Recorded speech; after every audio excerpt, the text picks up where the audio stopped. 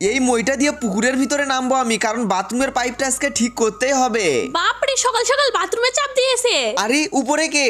আমি এসেছি বাথরুম করব।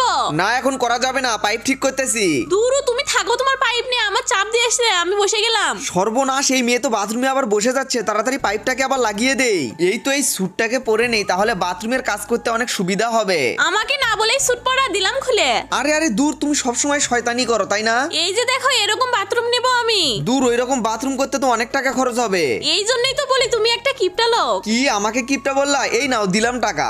সর্বনাশ, এই মাঠের ভিতরে মাটি খুঁড়তেছো কেন? আর এখানে একটা ঘর বানাবো আমি, খুঁটি বসাতে হবে।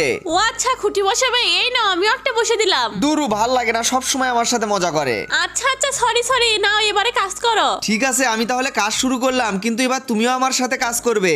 আরে এই মাটি খোঁড়া কাজ কি আর ভালো লাগে নাকি? তুমি অন্য কিছু করতে পারো না? আচ্ছা ঠিক আছে, তাহলে এই কাজ বাদ। চলো এবার আমরা বাগানে যাব বাঁশ কাটার জন্য। আরে বাপরে, এত ভারী ভারী বাঁশ কি তুমি কাটতে পারবে? একটু সাবধানে। পারবো না মানে? তুমি শুধু একটু অপেক্ষা করো, আমি তো বাঁশ কেটে পুরো পাহাড় বানিয়ে ফেলবো। বন্ধুরা, তোমরা ভিডিওতে লাইক করে দাও।